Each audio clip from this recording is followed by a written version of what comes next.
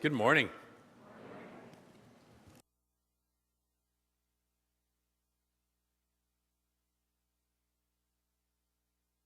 It's really hot here. But I am praying for some of Seattle's weather here. Is that okay? Yes. All right, we can cool it down. Last night a friend of mine was emailing me. It's 70 degrees and sunny here. It's so beautiful. And it's like, I said, I really don't want to hear about it. And she emailed back and she said, that was a tad mean-spirited, wasn't it? This is my prayer partner, okay? So power of choice today. I love that phrase from Ernest Holmes, we cannot live a choiceless life. We're making choices every second. Boom, boom, boom, boom, boom. Every second we are constantly making choices faster than most of us know. We are processing information. Right now you're making a choice whether this is an interesting talk to you or not, or even an interesting subject. You're making a choice about the chair you're sitting in, the person you're sitting next to, and all sorts of stuff that's going on at the subconscious level so rapidly that it's just the background noise, right? And so we can't help but make choices. As I'm so fond of saying, the law is always working, and it's listening to the choices we're making constantly. It might behoove us, of course, to listen to the choices we're making consciously too, since that's what's then showing up in our lives. Michael Beckwith says, you can't hide your secret thoughts, they show up as your life.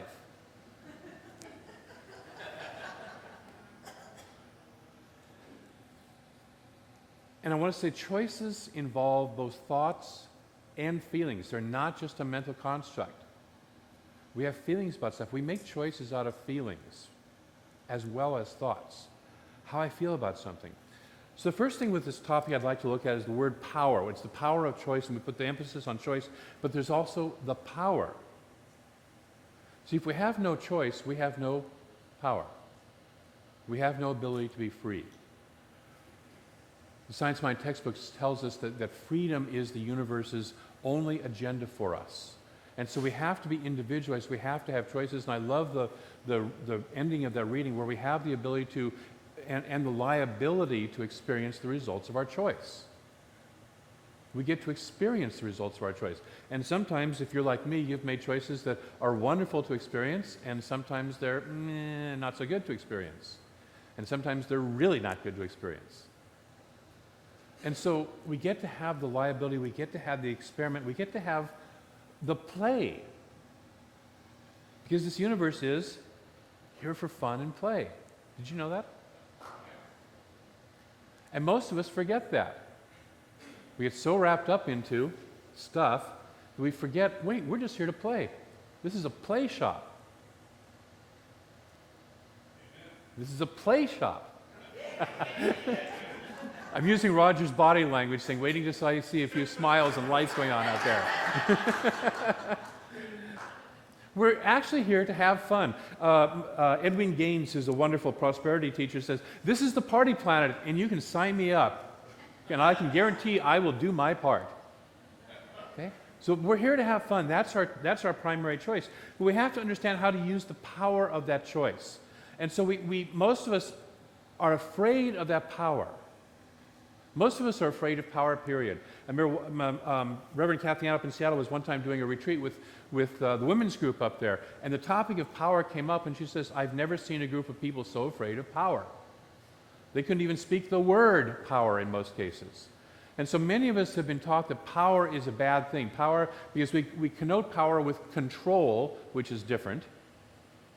We connote power with power over somebody else, or somebody else having power over us, which is different. Choice is simply how do we use the infinite power of the universe in our lives. It's already flowing. What do we say yes to? In a way, our choices are sort of like the computer with the on-off, the ones and zeros, 1 0, 1 0. Yes, no, yes, no. Every decision we all make is always a yes-no decision. Yes, I'm going to go this way. No, I'm not going to go that way.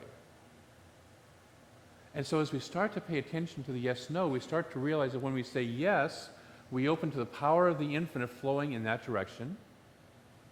And when we say no, we redirect it and say flow in a different direction. This works well as long as we're saying yes to the things we really want in our lives, and no to the things we really don't want in our lives.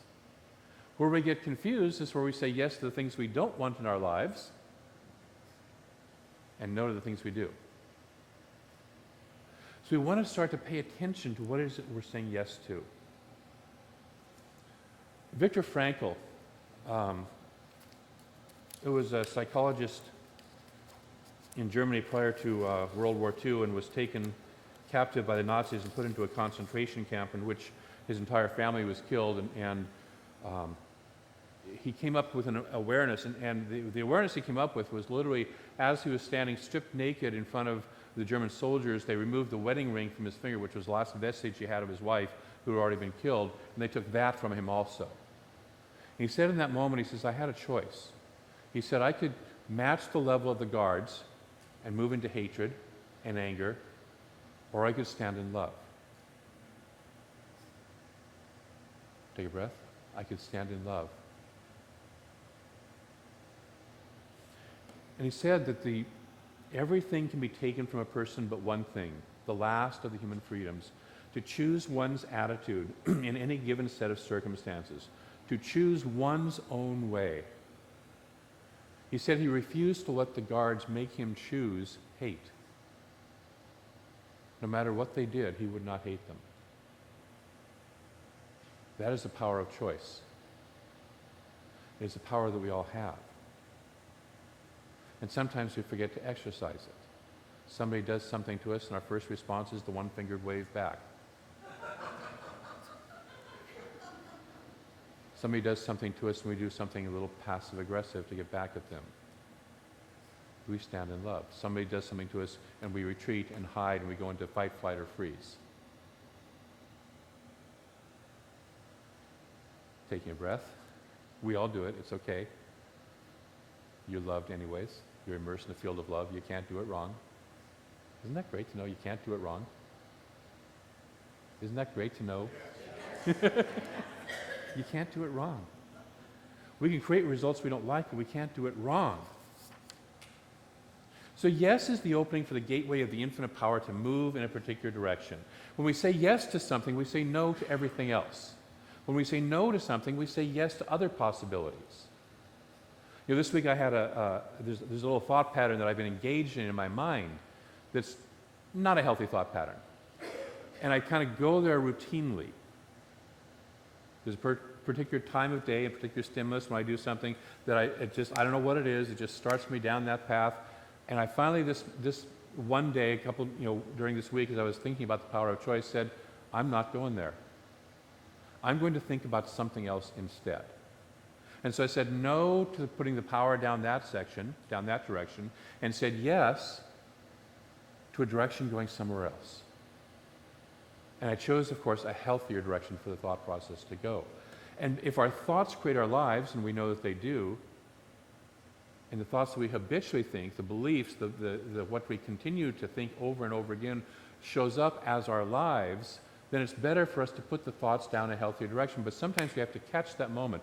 See, there's a moment between a stimulus, something happens, and our response to the stimulus. And in that split second, in that moment, if we're paying attention, if we're present, we can hear the thought forming, and we can change the direction of where we want to go. This is why it's so important to practice being in the now moment.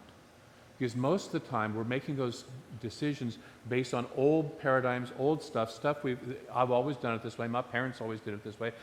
My daddy had a Chevy, my granddaddy had a Chevy, I'm going to have a Chevy, okay? And we all do that. Or the lady who cuts the ends off the ham, this story I told a couple weeks ago. You know, it's did I tell that story here?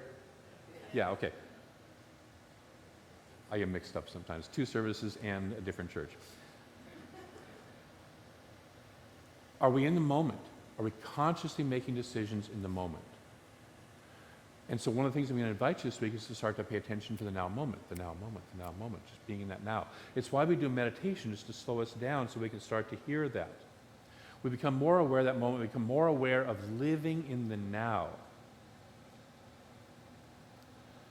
Raymond Charles Barker has a fabulous quote that starts his book, The Power of Decision.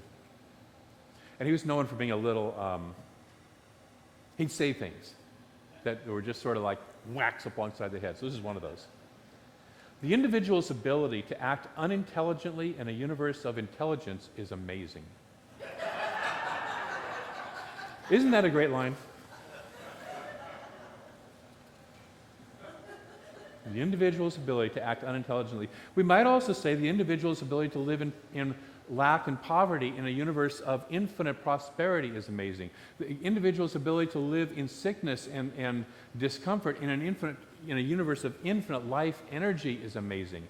The ability to live in sadness and sorrow and isolation in a universe of infinite connectivity, oneness, and joy is amazing.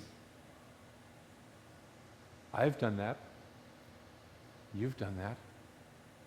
And so what this is about is to start to look at the choices we've made that have put us away from that universe of infinite joy and infinite abundance, and start to come into choices that move us into alignment with the universe. So some of the ways that we act unintelligently. Take a breath. We're going to need a good deep breath for these. Number one, worry. Love worry. Do you know what worry is? Worry is the gestation period for you to create what you don't want. It's the time it takes to manifest what you don't want.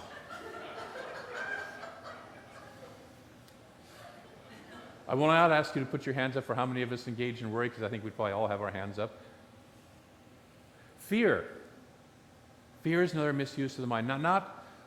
There's intelligent use of fear.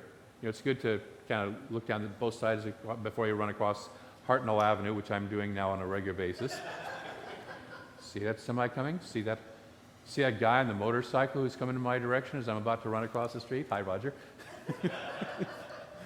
It's good to not do that. A couple things we do with fear is we disasterize. Oh my God, what if this happens? Now again, there's an intelligent use of planning for this. We just, this last couple of weeks, we've been working with a safety committee here at the church, just looking at what we need to do in developing escape plans, developing plans for, you know, if there's ever a fire or a disaster or something, you know, what do we need to do? We're looking at how safe it is. So that's a healthy use of disasterizing. It's just looking at it and saying, okay, what needs to be done? Okay, we take care of it, and we're done with that, and then we don't have to carry it along. But you've all met people who everything has the possibility of disaster, yes? I mean, everything.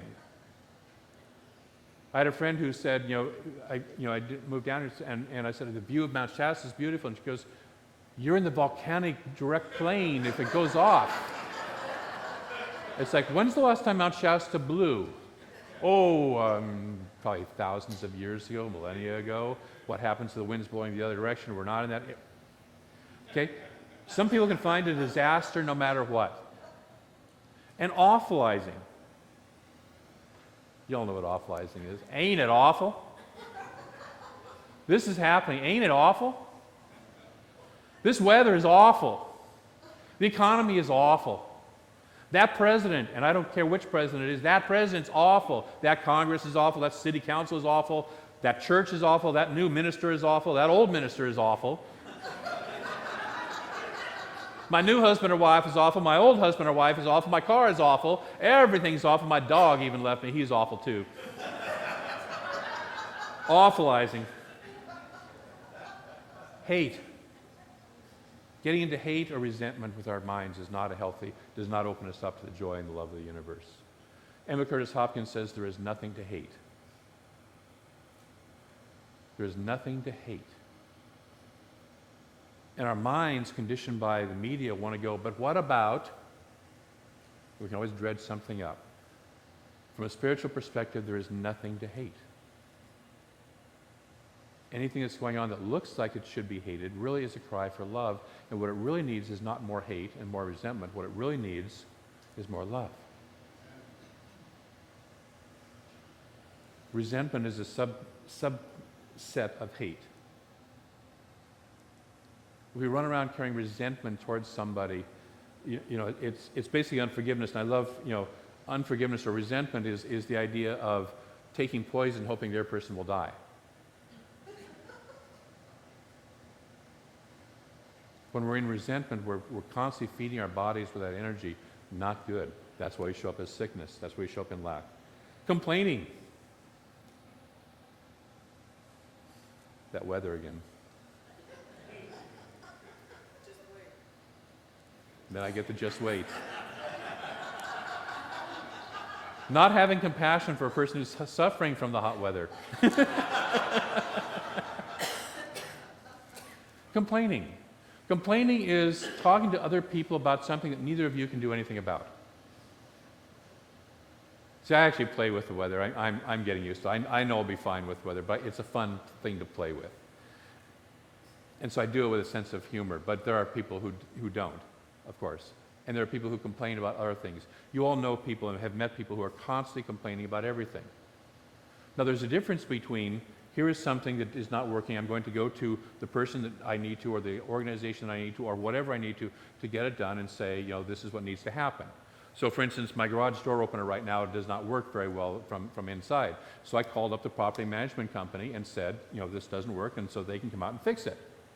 That's different than me sitting here going, oh God, that house I got, that property management company, man, they gave me a house, it doesn't, can you do anything about it? No. So there's a difference between saying this doesn't work and I'm going to go deal with that, and complaining, gossip. Gossip is a subset of complaining. Gossip is talking negative about somebody else to everybody else.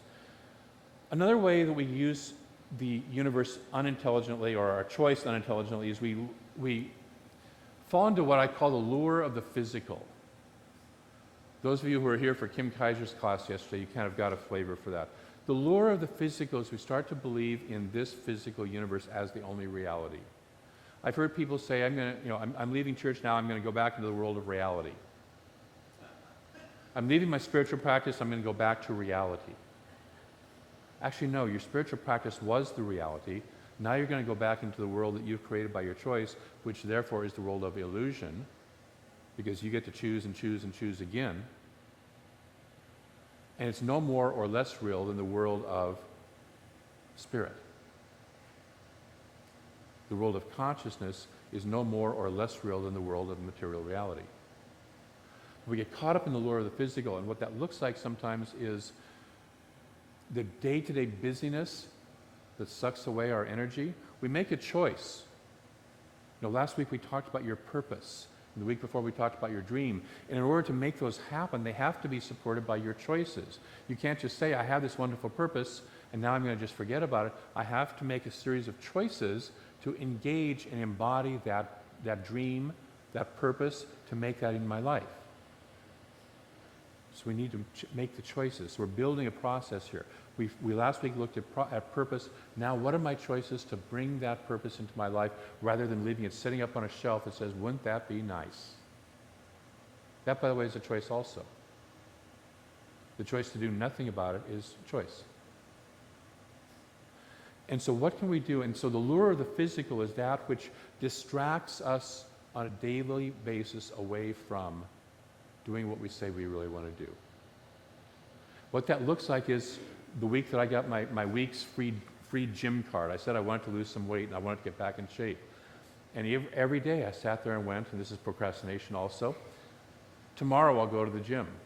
Tomorrow I'll go to the gym. I'm a little busy today. Tomorrow I'll go to the gym. And pretty soon that week's free card was expired, and I never once used it. That's called how not to do choice. Don't. This is a case of do as I say, not as I do. For all of your parents in the room.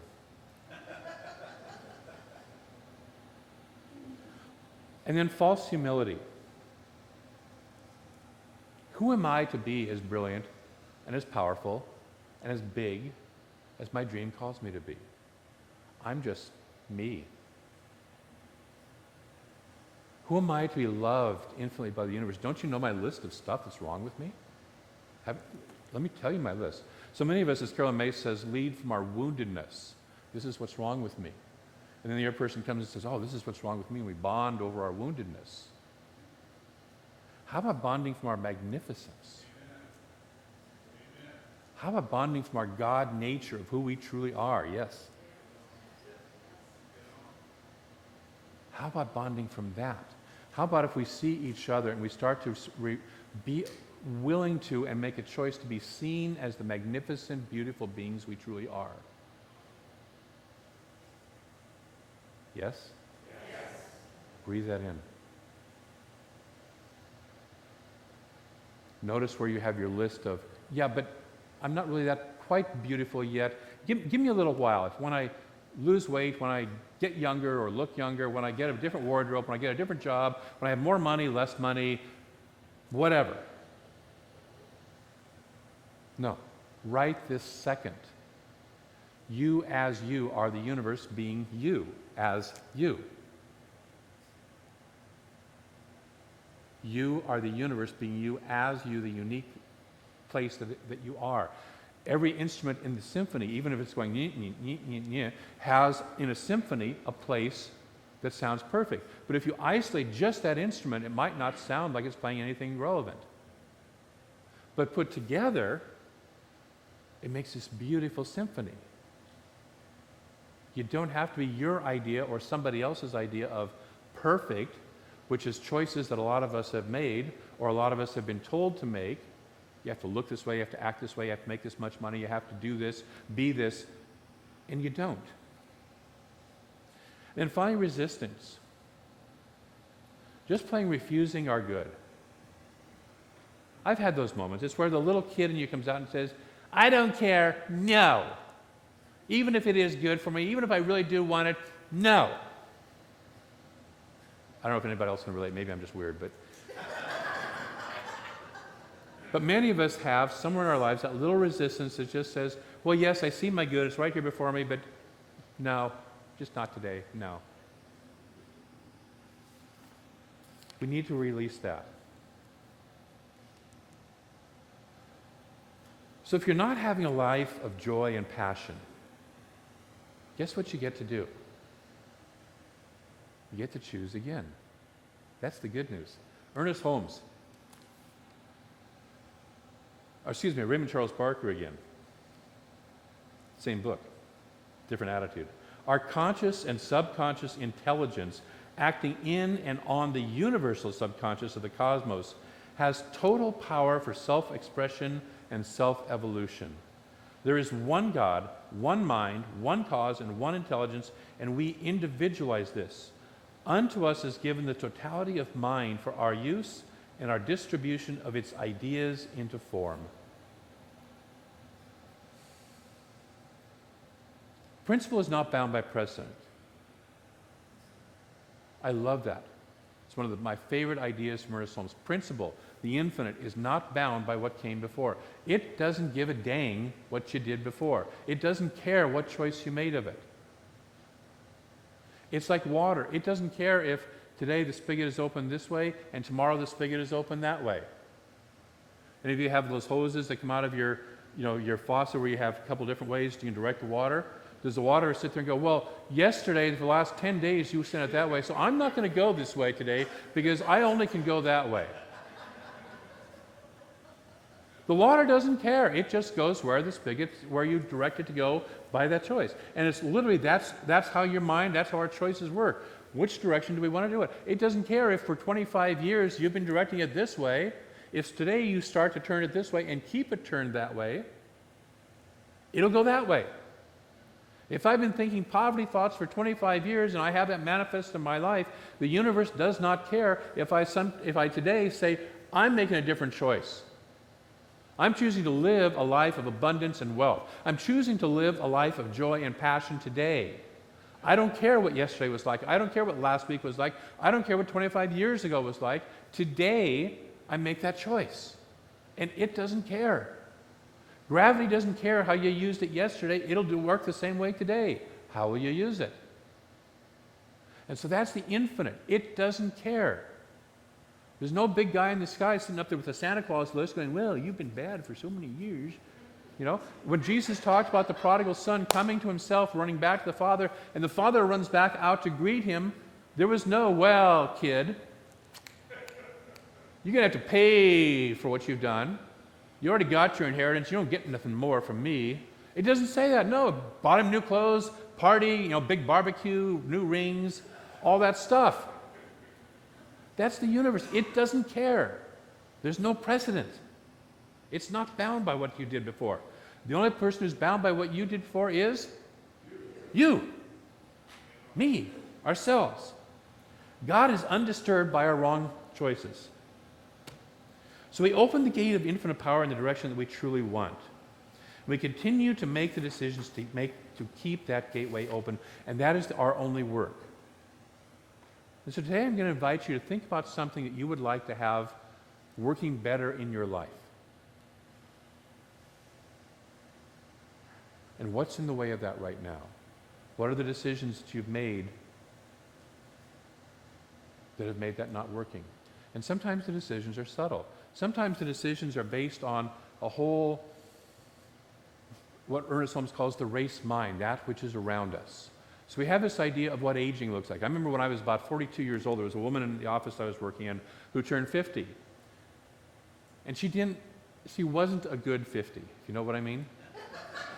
It wasn't a pretty picture of 50. And I remember hearing in the back of my mind, oh, that's what 50 looks like. And I remember catching that thought and saying, not for me. I don't want to look like that at 50. Now, I also had, as many of you know, as a hardcore cyclist, I had friends who were in their 70s who were still doing Ramrod and the Seattle to Portland bike ride, and they did not look like her, and they did not act like her, and they were not in that case. So I had all sorts of role models around me that I could say, I'd rather have this image of 50, 60, 70, 75, 80. There was an 84-year-old who used to ride the STP. He finally, about 84, he stopped, but up until then he did, which is a 200-mile bike ride. In race consciousness, we make these decisions. What does aging look like? What's the right amount of money to have? What does beauty look like? What is all this stuff? We make those decisions. So what is it that's in your way? What is a decision you've made that perhaps you want to change? And we're going to do a 3-step process here to do that. Number 1, find out what it is that you want to release. Everybody have something they want to release? You know what it is? Okay? Number 2, and we're going to say this out loud together. We're going to say out loud, I am willing to release fill in the blank. And you can say it because everybody else will be saying something, their version. They're going to be hearing their own version. They're not going to be listening to yours. So I don't care what you say. Nobody else cares what you say. So are you ready? On the count of 3, we're all going to say together, I am willing to release. 1, 2, 3. I am willing to release. How ready? Okay? Feel the situation change and the problem already gone. Use your imagination. If that problem is already gone, how would you feel? How would you feel? What would your world look like? Use your imagination and get into that feeling. Step number 2. Choose the new direction you want to go. I like to say that this stuff is like you pull the weed out of the garden that you don't want and you plant the plant you do want. You got to plant something new in there. If you just pull the weed, then whatever's in the air will drop in and take seed. So you plant what you want in there. So what's the new thing you want in there? So if you've released that, what is it you want to bring into your life? What's the quality? What's the God quality? What's the idea? What's the experience you want to bring into your life? Not your life. Choose something that will fascinate your attention. Got that? Not just ho-hum, but will fascinate your attention. The reason most of us don't change what we have to do is we don't have enough fascination, we don't have enough excitement about the new decision. See, to me, chocolate ice cream still looks more fascinating than working out. And so I need to do something that will make me more fascinated. Now I'm going to really have to do this because I'm standing up here doing all this stuff. Actually, I have dropped a little weight, but not as much as I want. What will fascinate you? What will excite you? What will vibrate you? Because your mind tends to go in the habitual direction and make the habitual decisions you've already been making. It's easy to go that way. It's the default mechanism to go. And you've got to do something that breaks yourself out of that decision-making process and says, what jazzes me? What is the juice? What is it that excites me so much that I will go somewhere else? And part of the way to do this is, and so what repulses me so much that I won't go this way anymore. So you get your feelings involved, you get your fascination involved. What are you passionate about with a new decision? And then finally, the 3rd step. For the next few days, pay close attention to your thinking. Because the first few days are where you start to establish the new thoughts. Again, Your mind will go on the default. And for the next few days, start to pay attention to what you're thinking. That moment between stimulus and response. That moment between I see the chocolate ice cream in the store and I buy it.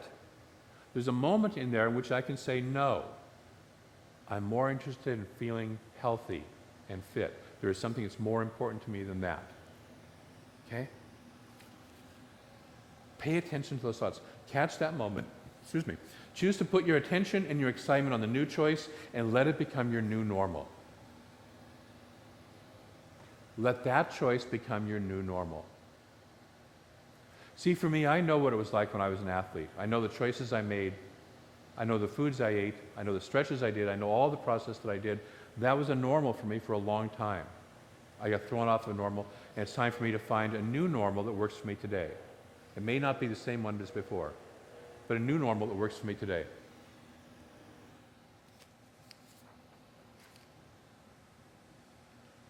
And finally, give it time for gestation. In this world of instant gratification, we like to think that I'm going to make that new decision today and I'm going to have the new result tomorrow. Have you noticed it doesn't usually work that way? Okay? Give it time to gestate. Hold that sacred space. Allow it to grow within that. So we've released what we don't want. We've felt what it's like to no longer have that in it. We've chosen what we do want, and we feel what it's like to have that, to where it's so exciting. It's a bigger, brighter, bolder picture. In NLP, they have you take what you don't want and literally reduce it in size to where it's really small, and take what you do want and make it bigger, brighter, and more vibrant in your mind, in your imaging process that you do. And then finally, just pay attention and continue to go in that direction. Simple. Can you do it? Yes. Will you do it? Yes. Great. Let's pray. So I know that there is one infinite mind, one life, one presence. Whatever name we give it, it's beyond all those names. It is the pure joy, the pure life energy, the freedom, the opulence, the abundance, the extravagance of the universe in every single way. It is the life energy. It is the sizzle of life. That is all there is. That one life is truly all that there is. And I know that each of us is one of that one life right here, right now. There is nothing that has ever separated us from that. We are that life in form. That life is itself being itself as us. And so we already are the love. We already are the health, the vibrant life energy, that sizzling, juicy, passionate life energy. We are that. We are the joy. We are the abundance. We are the wisdom of the divine. We are that already. And so I speak my word that each person here today and each person who hears this word chooses to allow more and more and more of that in every single aspect of their lives, and that flow of the water of life, that flow of the power of the divine, blesses each person, irrigates their lives, brings water to the desert areas of their lives, brings life where there was none. There's a wonderful phrase in the Bible that says, the Lord will restore the years the locusts have eaten. It does not matter what came before. That as we open up to that energy, we open up to the prosperity and the fullness of the abundance of the love, the joy, the good of the universe, that this blesses us, and we then in turn bless life itself, and out and out and out in a rippling and spiraling effect, ongoing forever. And so I speak that word, that each of us says yes. Each of us makes a higher decision, stays with that decision. We embody that to where that becomes our new normal right here, right now. We say yes to that normal. We say yes to that good. We say yes to that abundant life. In the heart of our hearts, we say yes. We are willing to open to Spirit. We make those choices. We open the switch. We open the valves, and we say, let her flow, let her rip. Thank you, God. And so it is. Thank you.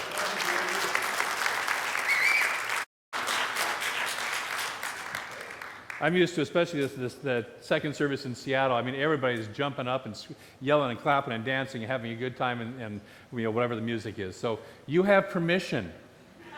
If you needed it, you have permission to have fun. Last I heard, God is joy. How is everybody this morning? Better now? A little more free? A little more free? So we're going to talk today about the power of choice. And I'm going to start right off with a kick, quote from Raymond Charles Barker. Raymond Charles Barker was famous for saying things that could sometimes just whack you up alongside the head. So this is one of his whack you up alongside the head quotes. This is actually the very first sentence in his book, The Power of Decision. And he says, the individual's ability to act unintelligently in a universe of intelligence is amazing. Now, not you guys, but you know people, right? We can translate that. We can put a bunch of different words in there. The individual's ability to live in poverty and lack in a universe of amazing abundance is amazing. The ability to live in health or in sickness and distress in a universe of life, energy, and health and wholeness is amazing. And our ability to live in sadness and depression and feeling separate in a universe of unity and joy and love is amazing, isn't it? We have so much power. The universe is just pouring all this stuff down, and we get to say yes or no. In the very opening chapters of a very first page of the Science Mind textbook, Ernest Holmes talks about that the universe's only agenda for us is freedom. So I like that song. The universe's only agenda for us is freedom. We get to choose. We get to play. And so the question is, what are you playing with? What are you choosing? So I had a whole talk for today. I delivered it at the first service. And then yesterday I went to Reverend Kim Kaiser's class on the mysticism of Hinduism, and it completely rearranged my talk. In fact, I just sort of finished it about 10 minutes before the service started. So and I'm sort of feeling a little bit like, what was that young man's name who was just here? No. Dawson, yes. It's like, I'm not sure what's going to come out of my mouth. So just bear with me. And so his class on Hinduism, he talked about that all is God. In the Hindu tradition, it's called Brahma. And Brahma is the infinite presence, and the Atman is the individualization of Brahma. So you and I are the Atman of the infinite. The 14th century Christian mystic, Meister Eckhart, said it this way: God is that whose center is everywhere and whose circumference is nowhere. You are a center of divine operation. If we truly, truly, truly got that, we would be living that world of joy and heaven and freedom.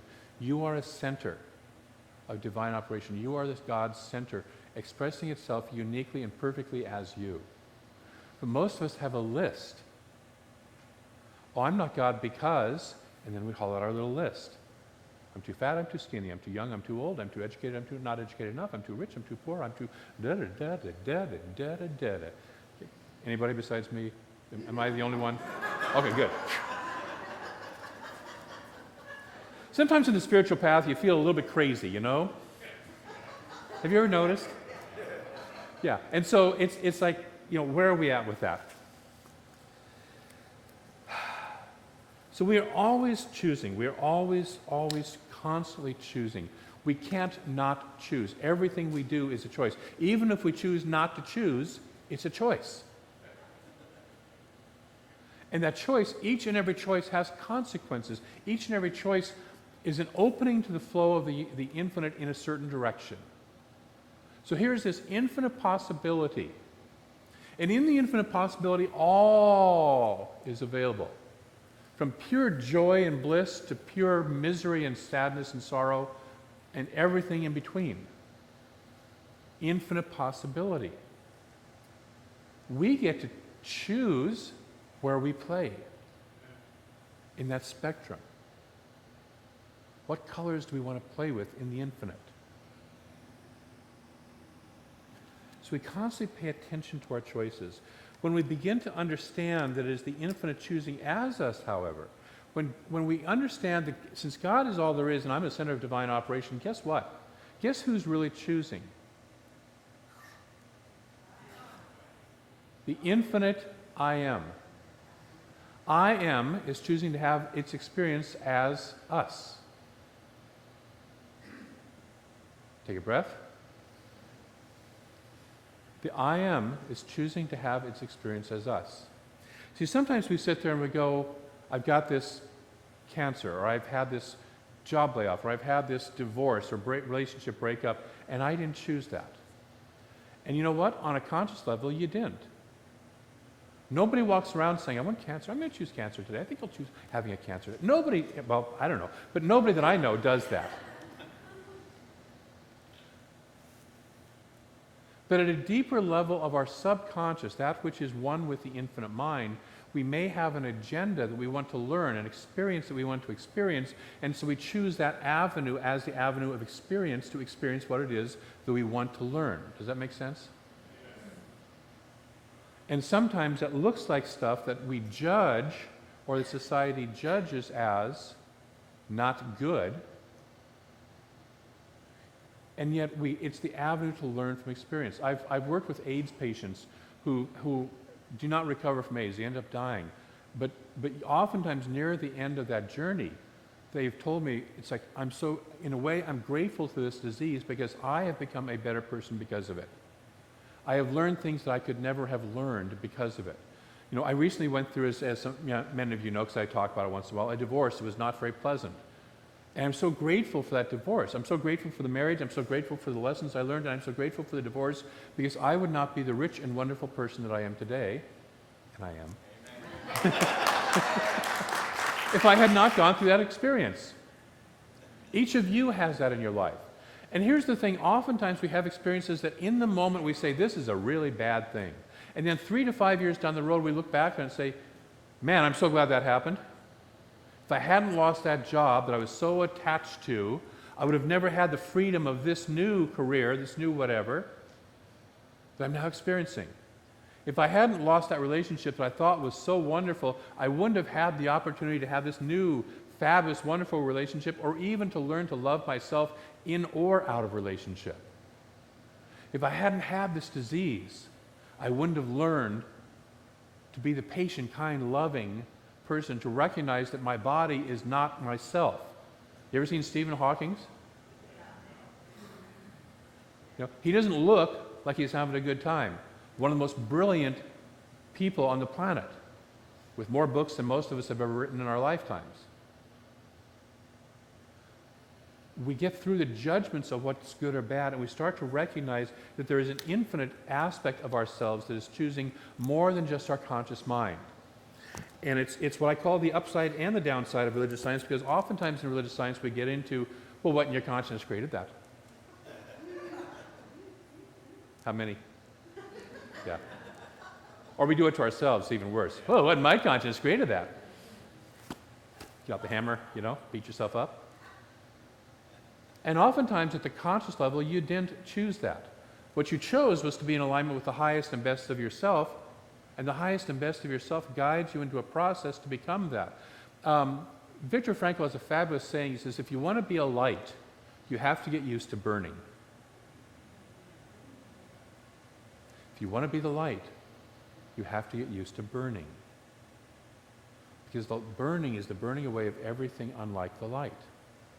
And eventually everything that we're attached to that is not like the light that we want to be has to be burned away. Take a breath. That's a hard teaching, isn't it? It's a hard teaching. Yes. It doesn't have to happen instantaneously, by the way. Yeah, no spontaneous combustion will be happening here today, I don't think. Thank you. We can determine whether that process is gentle. We can determine whether that releasing of who we are and what we are and all the stuff that stands in the way, all the broadcasts of radio station WEGO is in the way of the radio station of the divine. Because the divine is in a constant broadcast. The song of the universe is always playing. Most of us are too busy to hear it. Most of us are making our choices and our decisions based on what Ernest Holmes calls the atmosphere of our thinking. He says we all have an atmosphere of thought. Let me get the exact quote here. We're all immersed in the atmosphere of our own thinking, which is the direct result of all we have ever said, thought, or done. This decides what is to take place in our lives. Thought attracts what is like itself and repels what is unlike. We are drawn toward those things which we mentally image. Most of the inner processes of our thought have been unconscious, but when we understand the law, which is when we move into alignment, we learn to consciously embody that which we wish and think of this only, and then we are drawn silently toward it. So we make choices that are not necessarily in alignment with our highest good. Anybody besides me ever make a choice? Okay, yeah. I was teasing the first service. I said, yes, I look at that chocolate ice cream that's sitting on the shelf in the grocery store, and I've made a choice that I really would like to lose weight, and then I buy the chocolate ice cream and bring it home and embody it. We all do this. Well, most of us. There might be a few things out there. So who's choosing? Where do we choose from? Are we choosing from our old patterns? Are we choosing from our old beliefs? Are we choosing from the currently existing atmosphere of our thought or not? One of my favorite Ernest Holmes sayings is principle is not bound by precedent. The infinite doesn't care what came before. Principle is not bound by precedent. The way I explained it in the first service is, how many of you have seen those spigots that you can put on your water faucet which directs the water into a couple different directions? Okay, so for, let's say the last month you've been directing it always out this particular thing, and today you want to hook up a new hose and hook it up over here, and so you close that one and you open this one. Does the water sit there and go, no, wait, for a month I've been going that way, I'm not going to go that way. I can't go that way, I can only go this. The water doesn't care. Guess what? The infinite doesn't care. It doesn't care that you spent 25 years eating chocolate ice cream when you weren't supposed to, or whatever it is for you. It doesn't care. But if today you make a new choice and say, I choose to have it go this way, I choose to turn on the spigot and have it direct this way, the infinite doesn't care. It doesn't sit there and go, I don't know. You've been a naughty boy or girl for how many years now? I don't know if I can do this right. It doesn't do that. That's not what we teach. We say the infinite is a principle. It simply flows. It goes in the direction that we direct it. Where do we want to direct it? Do we direct it from our old conditioning? Do we direct it by starting to listen to the infinite wisdom within us, which knows what it wants to do, and say yes to that? And sometimes that wisdom doesn't take us in a place that looks in alignment with what is socially acceptable. See, in some circles, this church is not socially acceptable, right? We're here in Reading, I can say this, and in some circles, this church is not socially acceptable, and yet you're here. For some people, even going to church is not socially acceptable. I remember for a long time, when I first started going to CSL Seattle, I wouldn't even admit to my friends I was going to church, because I was so anti-church. I couldn't admit that I was going. I had my bicycling friends, and then I had my church friends, and one day, one of my bicycling friends showed up at my church and looked at me and said, what are you doing here? And I looked at him and said, what are you doing here? Worlds collided.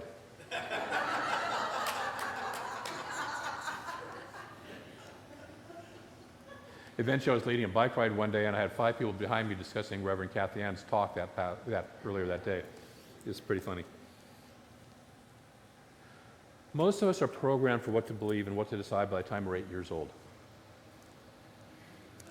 80% of the studies tell us of our programming, of how we perceive the world, what we believe, and that perception is our atmosphere of thought. That perception is how we perceive the world, and how we perceive the world will then guide our decisions that we make from there on. If we perceive the world as a dangerous place, we will start to make decisions on that basis for the rest of our lives, and until we question the underlying belief, the underlying system of thought that we have adapted, we will continue to believe the world is a dangerous place. It's like we walk into a grocery store. Let's say we walk into, I don't want to pick on anybody, but I'll just take Safeway because I can pick Safeway for an example. We walk into a Safeway, and there's a certain number of products in any given category to choose from, right? And we think, if we don't know better, we think that's all that's available. And then let's say we go over to Orchard Nutrition, and guess what?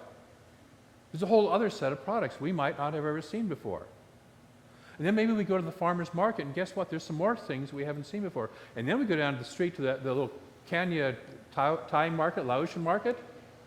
There's a whole lot of products there that they don't see in the Safeway. And then we get on the internet, if we really want to expand our consciousness, and there's even products that none of the stores here or in probably any other, most areas carry, right? But if we're used to Safeway and loading up my shopping cart based on the choices that I've seen here in front of me, that's all we perceive. That's our mental atmosphere. And so if there's anything I can encourage you to do, it's to start to get out of your current mental atmosphere. And one of the most powerful ways to do that is to start listening to that song of the infinite. To start listening to, asking the question, what does the universe want to manifest through me in this situation? What does the infinite want to show up as? Because I have a set of thoughts and a set of beliefs and a set of reactions, and I know where they all go. And most of the time, in many cases, they don't really go for infinite joy, happiness, abundance, and life energy, right? So we open up and start to expand. We start to listen. I got my right in, didn't I? Just slipped right in there. We open up to the infinite and we listen. There's a moment between where we get a stimulus for something happening and when we make our response from that stimulus. And in that moment, if we can stop, if we can catch ourselves, we can make a new decision. But it takes paying attention. It takes paying attention. It takes paying attention. There's the old Zen master who walking with a student, the student says, what's the secret of enlightenment? And the master says, attention. The student says, well, yes, that's the first step. What's the next step? He says, the first step is attention, the second step is attention, the 100th step is attention. It's always about attention. Are we paying attention? And most of us make our choices unconsciously. Stimulus response, stimulus response, stimulus response. The other day I found that I've had a pattern of having a thought habit running in my mind under a certain stimulus. And the other day I caught myself at it and I said, I'm not going to run that pattern. I'm saying no to that pattern, and so therefore I'm going to open up, I'm going to think of something else that I want instead. I'm going to turn my mind to the attention of the infinite joy and love of the universe instead of to this experience of lack and not enough. When we say no to the old decision, we open up the pathway for something new to happen. And so it's catching that, it's being aware of that, it's listening to our thinking. I love Zig Ziglar's phrase, stinkin' thinking, that we sometimes have. And my friend Andy Anderson, who's going to be playing here in July, has a wonderful song that says, I'm always thinking, you're always thinking, but do we ever think what we think about? Do you ever think what we think about? Most of us are running on automatic pilot. Not necessarily you guys, but most people on the planet.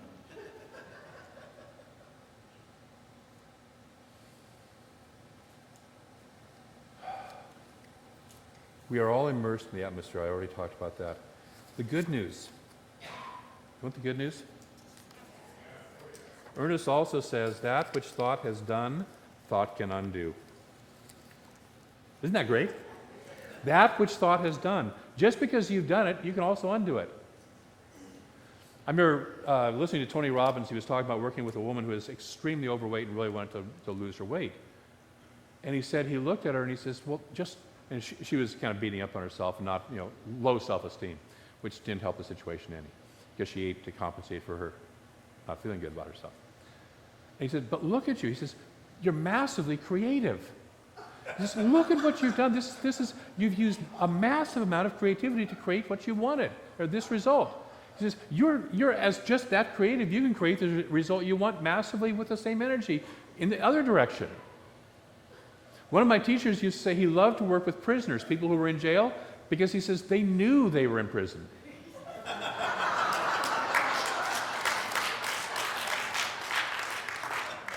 And they were going in a direction, and he said it was much easier to turn them around in the direction they were going than, as he said, to get the lard, your rear ends, people off their duff. He said that sometimes took a nuclear explosion to get people to move anywhere if they were just planted, which so many of us have been. Take the direction you're moving in. She's loving this. Take the direction you're moving in, and if it's not the direction you want to be moving in, use the same energy and go where you do want to go. Whatever thought has done, thought can undo.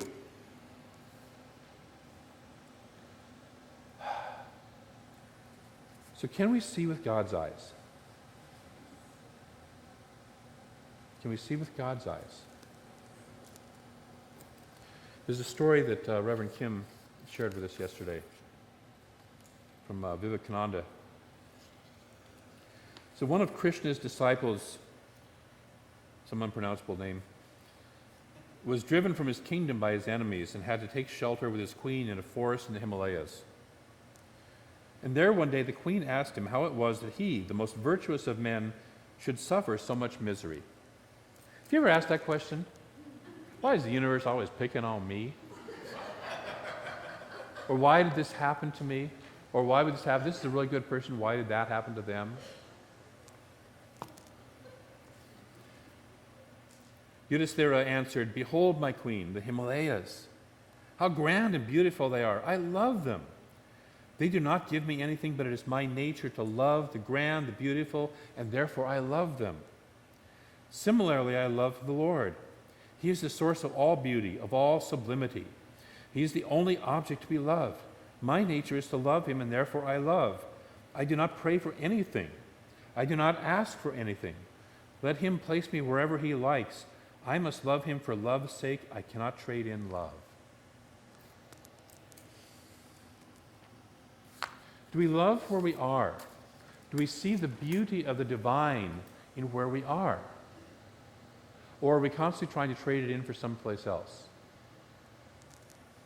I was teasing the first service. I said, I was praying for Seattle's weather here in Redding. Wouldn't that be a nice marriage? I think it'd be a great blend, don't you? Yeah. But then it wouldn't be Redding, would it? No. I told them, I said, I'm not going back to Seattle. I promise you, I'm not going back to Seattle. Yes, it's 105 out. I'm not going back to Seattle. And I'm not going to take off my jacket.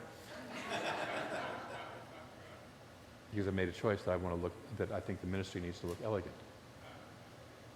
and raise the level of consciousness. Do we love where we are? Do we find what there is to love? See, when I stop resisting the heat, when I fall in love with the heat, and I've done that at times, when you fall in love with the heat, I haven't fallen in love with the ants in my kitchen yet, but I gave them a little different kind of love. When we fall in love with the divine, when we fall in love and recognize that wherever we are, whoever is around us is the divine. Yesterday he was talking about even the dust around us is the divine. It's not just the people, it's not even just the animals or the plants, it's the rug on the floor, it's the chair you're sitting on, it's the clothing you're wearing. All of it is the divine. Are we in love with it? Open up to what that would feel like. Just take a moment to imagine what would that feel like to be absolutely in love. To see the majesty of the Himalayas in another person. To hear the beauty of the ocean in another person's voice. To open your heart to experience that. To when you look in the mirror, you see God and nothing but God. You don't see your list. You don't see the, I got this wrinkle, and I got that old, What happens if you look and say, this is God, just being me today? Look at God's love handles. Aren't they great?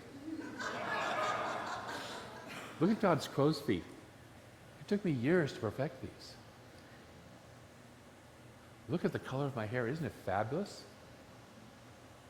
This is God. Can we be in love with God as you and me?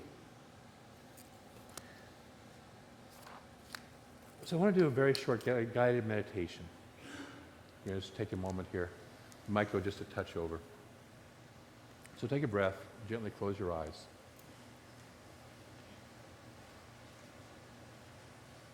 Just relax in the chair you're in.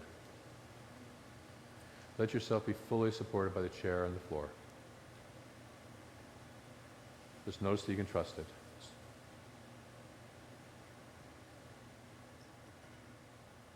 And bring to mind something that you would like the clarity of a choice to make in your life. Somewhere where you might feel a little bit stuck, somewhere where you might feel locked into the old grocery store and you want to expand to a bigger idea of what's possible. And bring that into your mind, into your consciousness.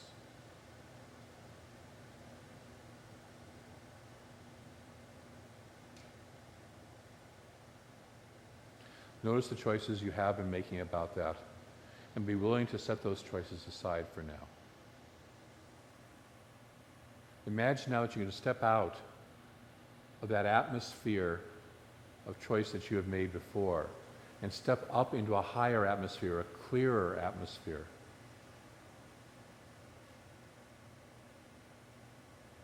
And bringing that area of your life that you would like that decision to be made, that clarity, bringing it up with you. Imagine that you can hear the song of the universe playing, the broadcast of the universe. And present it to the universe and simply say, what is mine to do here?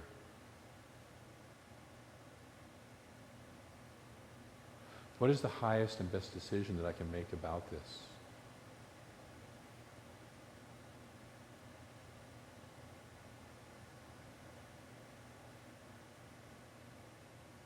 If I don't worry about what the other person is going to do or what somebody else is going to think, what is the highest, most freeing idea that I can have about this?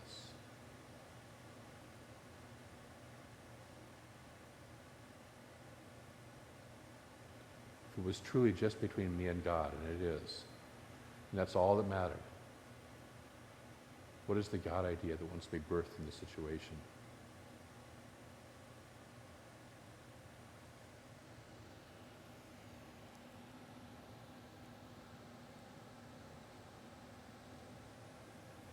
We'll ask one more question, that is, what needs to be burned away? What needs to be released? What needs to be let go of so I can truly make this decision and embody this decision?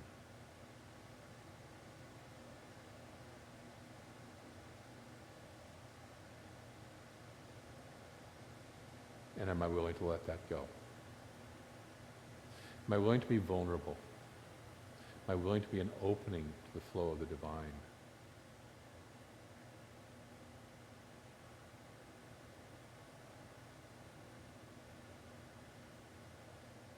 And very gently allow yourself now to come back to this room, being aware of yourself sitting in the chair you're sitting in, being aware of any answers that you had, knowing if you didn't get an answer right now, you've at least opened the door and the answer will come.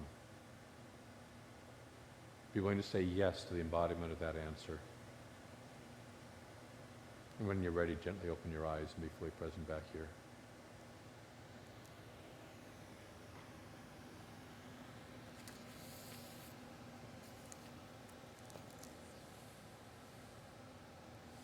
Raymond Charles Barker says, our consciousness and subconscious intelligence, acting in and on the universal subconscious of the cosmos, has total power for self-expression and self-evolution. So us, acting in alignment with the universe, has total power for our expression and our evolving. It's not up to something out there. It's not, there's no body, there's no thing, there's no process out there that slows us down. We don't have to believe in the process of slow evolution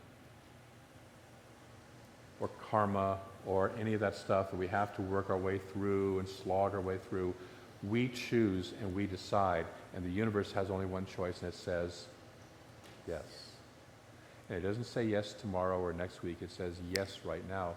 The only question is, are we willing to embody that yes right now? Are you willing to embody your yes right now?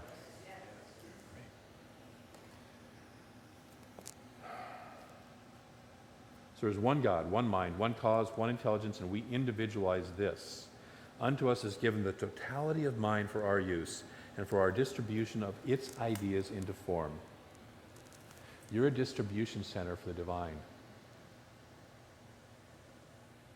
You're a distribution center for the divine. Do you get it? Yes. You're a distribution center for joy. Say that. I am a distribution center for joy. I'm a distribution center for love. I am a distribution center for wealth. I am a distribution center for greater health.